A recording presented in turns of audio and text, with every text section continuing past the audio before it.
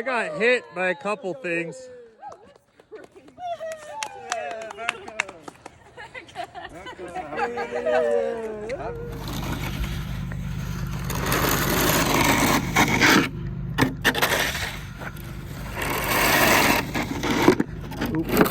Oh, the joys of winter.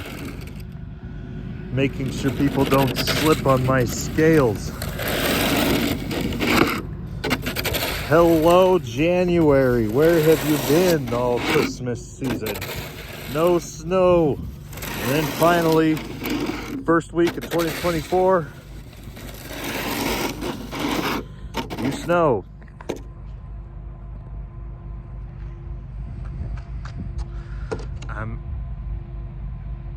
It's actually not that cold, but I got to remove the snow because if people drive over it, then it compacts and turns into ice, and then I can't get that ice off of my scales. Man, the storm always makes it look dark outside. Actually, on my phone it does kind of look brighter. Beautiful sunset. It's only 4:50 in the afternoon and it feels really dark. Yeah, so we got about, I'd say 5 inches today, but then it did warm up quite a bit, so most of it melted, especially where I plowed over there. I'm gonna go home. Maybe we'll go snow skiing tomorrow. The snow is everywhere. We're going to do a late night pickup for one of my drivers. His load canceled because of the weather. So I got a last minute load. Probably shouldn't be recording. I'm driving my personal car. We're going to the yard to warm up the truck. We're headed to Salt Lake to get this load. It was supposed to be a team load, but I've been watching this load. It's been on the board all day. And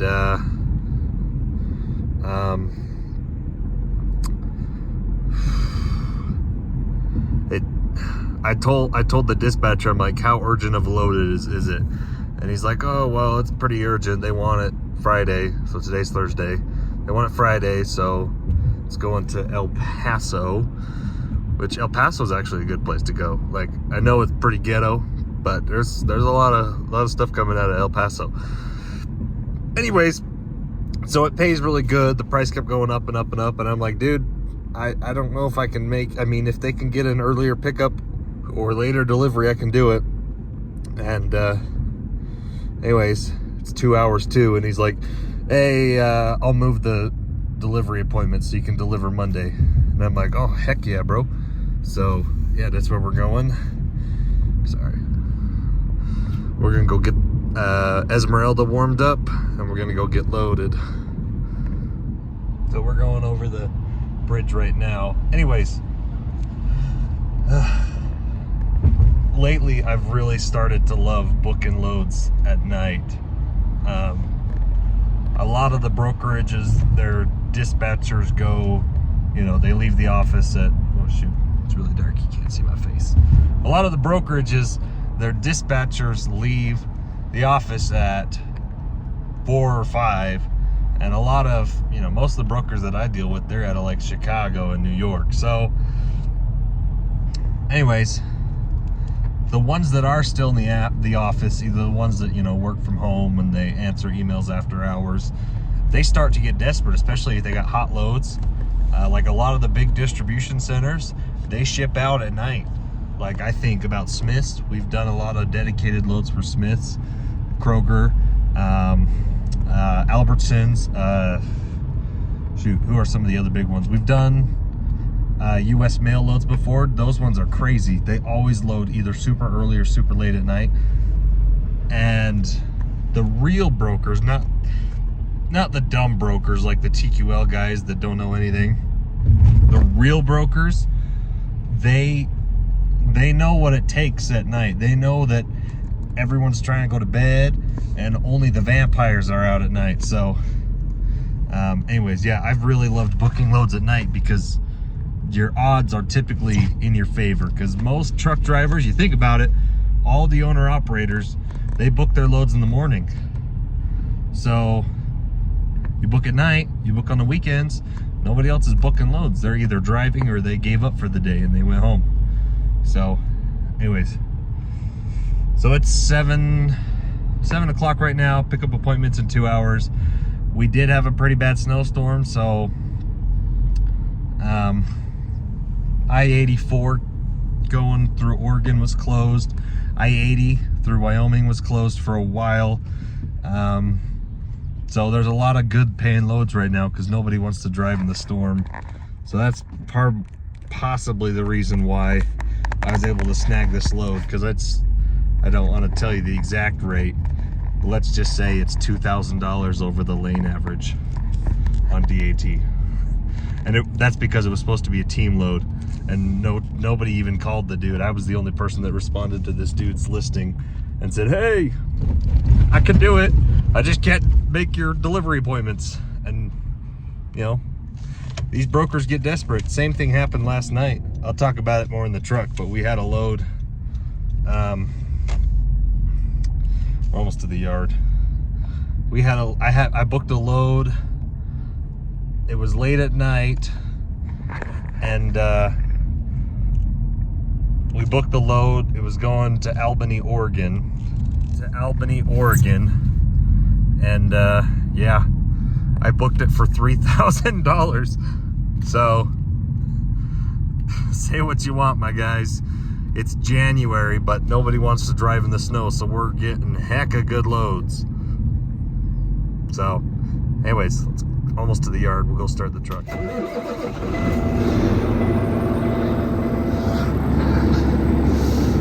Turn the lights on.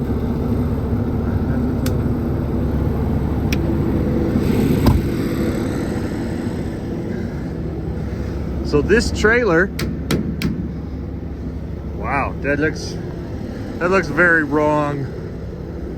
Did they replace the other side? Hold on, let me look. As you can tell, there is 3 inches of snow right now, and I plowed this morning. Freaking cold.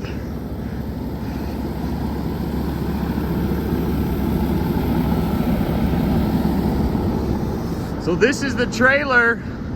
You can notice this side looks a little bit less shiny. Let's kick my tires. They're a little bit dirty, but they work. I had one of my other drivers, he was using my truck Esmeralda the last week. Those look good. I'm only going to Salt Lake and back.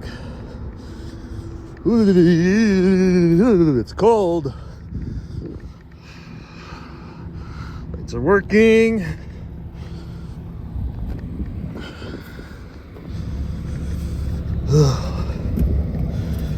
Alrighty, so this is the trailer that was in an accident the week of Christmas. And the bill was $7,000 from utility trailer that the insurance had to pay out. And the truck is totaled.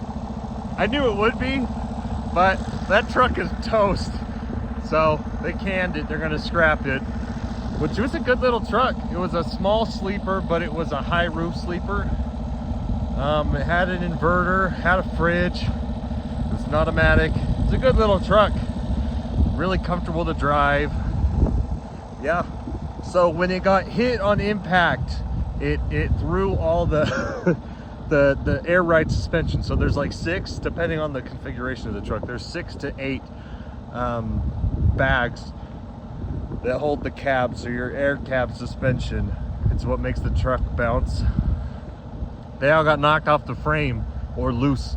So they had to, the quote was they had to take the whole cab off, and the quote was $65,000, and that's just stuff that was caused by the accident. There was other things they wanted to repair too. So the truck's probably only worth $35,000, maybe 40 in the current market, but it had 500,000 miles on it. So anyways, let me close this hood, go get in the truck, let's start driving to Salt Lake in the snow. Oh, I'm slipping. My airbags are aired up, so that's good. All my pins are locked. Look at this, this is kind of funny. So I was just checking to make sure that utility trailer didn't leave. Oh, let's see if I can do this with one hand. Sorry, I don't know why my phone zooms in so much. Got it closed. Look at this. I got the cover for the mirror on the total truck. So just making sure nothing was in the back of the trailer from utility trailer. They took all the broken paneling out. But look at that. That looks like a brand new trailer. And then once you get to our logo, which is cut off, unfortunately,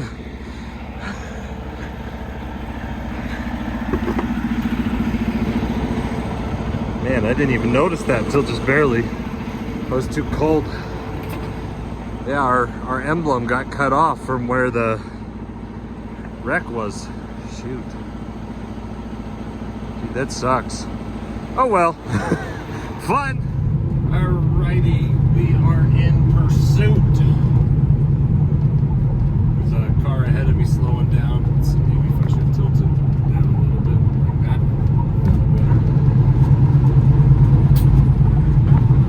Alright people, you don't need to go 50 miles an hour. Utah Highway Patrol has salted the living crap out of this freeway, so you're not gonna slip. It was snowing pretty hard this morning though, I'll tell you what.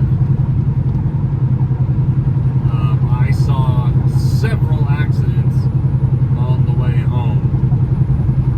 I don't know how good the view is from the dash cam, because my windshield keeps getting covered by salty water from the road. The good thing about being in Utah is if you're on the freeway, you're probably safe. Utah Highway Patrolway, they immediately plow it. So if you're like Cedar City area, yeah, not as great to be there. But anywhere else in northern Utah, yeah, you're pretty safe to be on the major freeways. They clear the roads very, very soon. So, holy crap. It's a good thing I topped off my window washer fluid. Anyways, took me a little bit longer to get ready. I had to do some things. I was waiting for the address to come from the broker. But we got the rig confirmation, which is the only thing that matters, and we are now headed to Salt Lake. It's about 40 miles from my yard. So, heck yeah, bro. Let's hit it. Alright, I'm here at the shipper. I'm at this Geek Shack. This guard guy, he's pretty funny. But so this trailer, they basically replaced the whole front, and so only half of the numbers are still there. So the guy, this trailer's 9061. That's the number we used for it. Anyways, the guy's like, there's no trailer number on it. I'm like, yes, there is. It's right. Oh, no, never mind. It's not there. Sorry, bro. It's 9061. But yeah, and our emblem's half cut off. So, gonna get loaded. I know I'm about a half hour early, but the dude's like, oh, I gotta send him a message that you're here and wait a minute. But I've been sitting here for like 15 minutes. Come on, dude, just let me go. Luckily, there's nobody behind me, but there's a couple trucks pulling out, so he's gonna let me back in a minute. It's kind of cold outside. But luckily, the roads are pretty well de-iced, so it's safe to drive. It's cold. And it's gonna snow a lot. Supposedly, tomorrow's Friday. It's gonna snow a bunch tomorrow and Saturday, I believe. So, anyways, Christmas loads. You can still get Christmas rates if you're in the western side of the country or in the north, because people don't want to drive through the snow. So, it's simple supply and demand. If there's more loads than drivers are willing to take, you put your offer in, more than likely you're going to get it. I actually had a JB Hunt load I was bidding up this morning. I booked all my trucks out for the weekend. So, but this JB Hunt guy, he kept calling me on the way over here. And I'm like, sorry, dude. I gave you my offer. And now he's like, I'll give you more than your offer. Just cancel the other load. And I'm like, dude, I'm not going to cancel the other load because you took too long to give me the rate I wanted. Anyways, I don't want to be mean to JB Hunt. JB Hunt has always been good to me. It does suck that they're such a big company that you're going to be on hold for eons. But most of the people that I talk to on the phone, they're all very well trained, very professional, and JB Hunt has been very helpful. So, anyways, Christmas rates going through January. Let's go. All right, so I'm in door 24. And this guy told me he actually wants me to go to door 8 because my load is on the south side of the building, which is fine. I didn't move my axles back or nothing, so.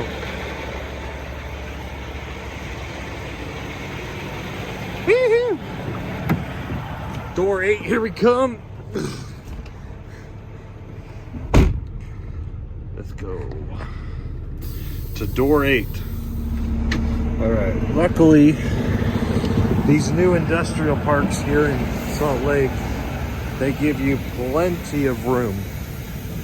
Disregard that air sound. These are my grandpa bags on this trailer. It dumps the suspension every time I set my brakes. It's supposed to do that. Let's see how close I am. I think that's close enough. Anyways. There's nobody down here on this side, but I'm sure the guys in the other truck, they're having a hoot and a holler.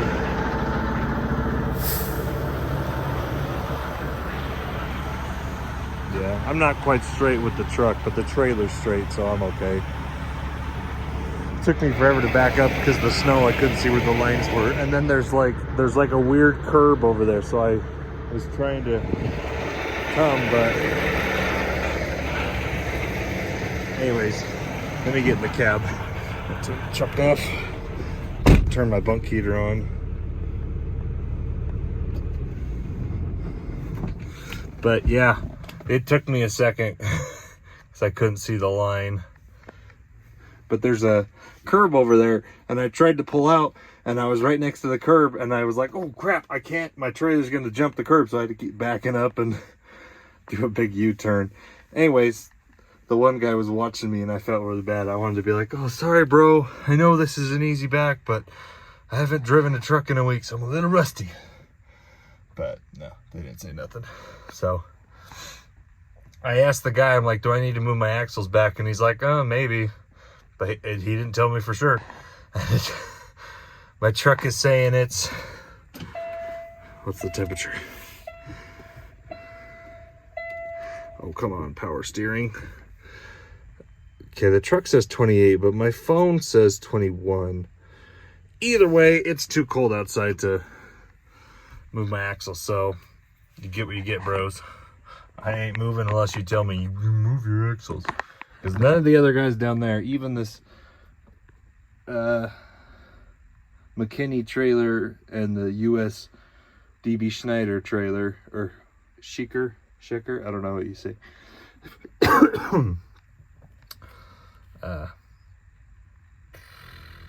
They didn't have their axles moved back, so I'm not going to move my axles back. And there's nobody around me, so I'm not going to straighten out.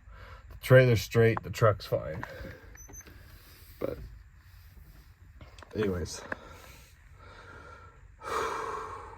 yeah, I do like these new industrial parks, like in West Valley. These places have phenomenal, off I-80 and 215. This area, all these new buildings, California Avenue, they've got plenty of backing room, and I absolutely love it. I was in the Freeport Center in Clearfield a couple days ago, and I was in this one place. The dock was I don't even know how I got in there, but it does make you appreciate going to the big facility. Even though the big facility is going to take an extra hour to unload you, sometimes it's nice to have the extra room. And nobody's here because it's 9 o'clock at night. Anyways, I'm going to go take a nap. All right, we're loaded, guys. Shoot, you can't see. What if I can get my light on? There's like 2 pallets in there.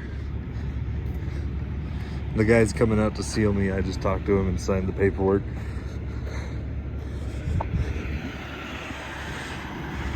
There's 2 other guys here, but that's it. And I'm like, you sure that's right, man? I'm not driving all the way down to El Paso and getting yelled at. Yeah, let's see if I hide it in here. Nope, that doesn't make it there. So the paperwork says 900 pounds. So let's go. Sorry, I got a little bit frightened. The guy was coming out. Alrighty. Well, I sure hope it's not windy for my driver, Drew, because if it is windy, he's gonna blow right over.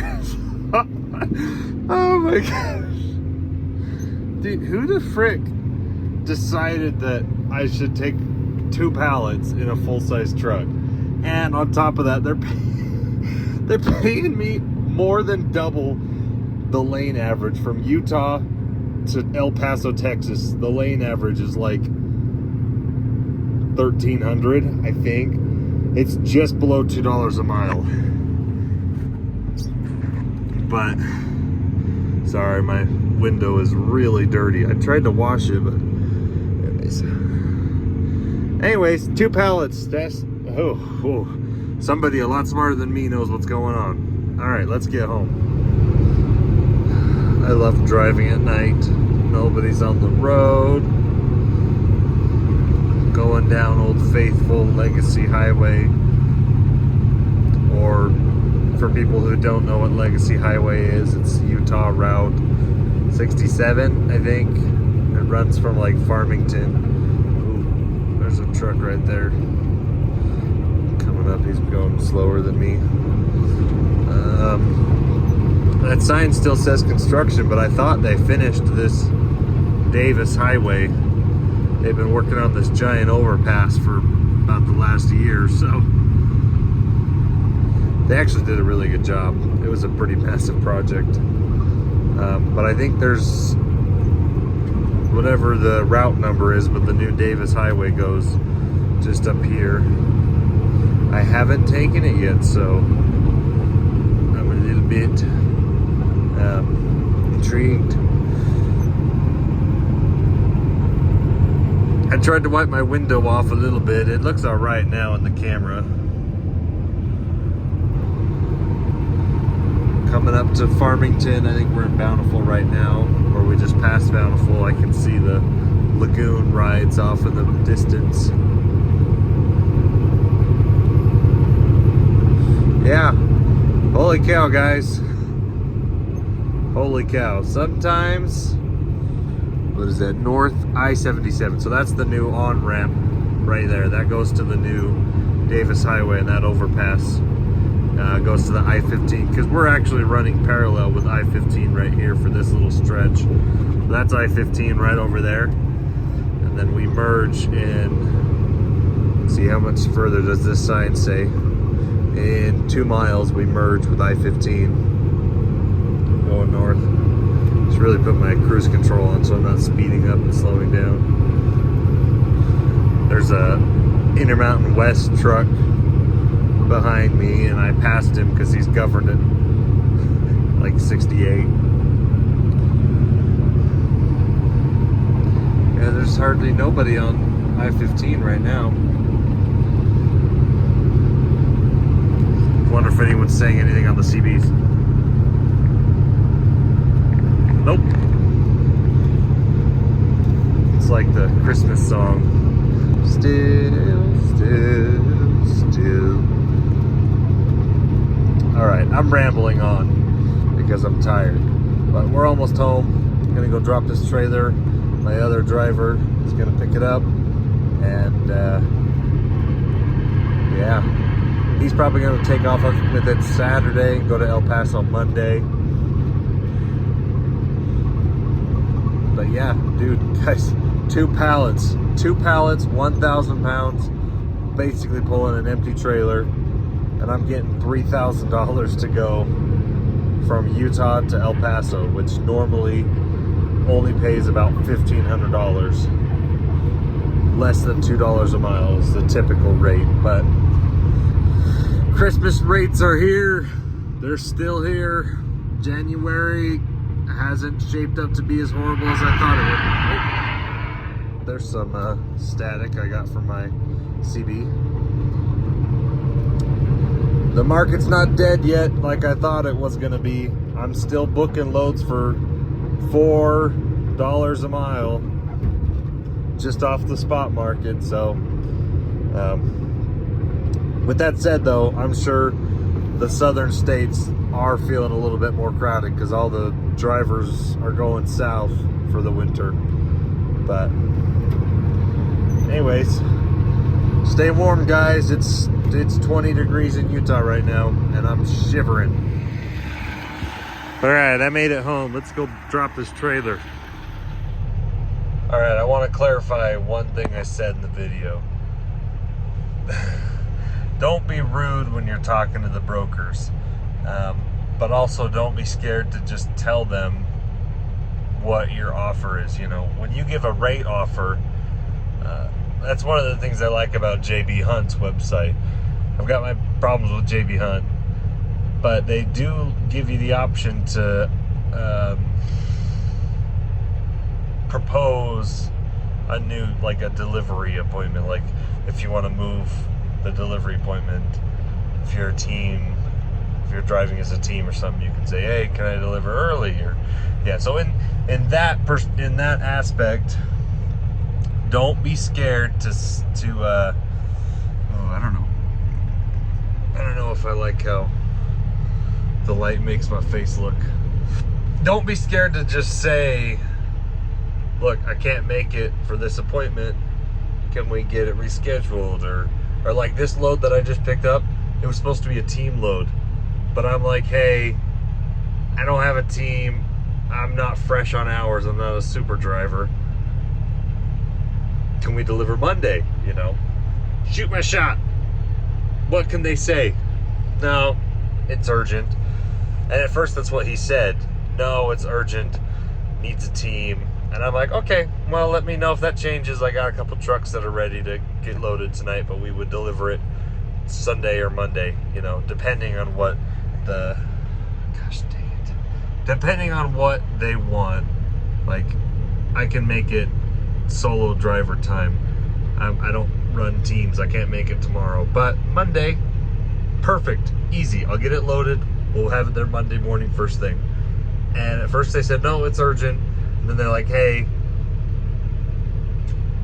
I'll pay you the team rate. Just get it there Monday morning. And so what's the worst they can say? Give them your offer. Say, I'm here. I'm getting empty now. This is my delivery appointment for my previous load. What can they say? Nothing. You just got to be real with them. And you give them your offer. You say, I can do it. I got to change some things. Got to make me some new appointments, but I can do it. And the worst they can say is no. So, yeah, I've actually used this trick a couple times. I've gotten a couple loads that were supposed to be team drivers, urgent loads, hot loads. If nobody takes the load, it's better to be a day late than not get it there at all. So sometimes you might be surprised. You can get some good loads, especially late night.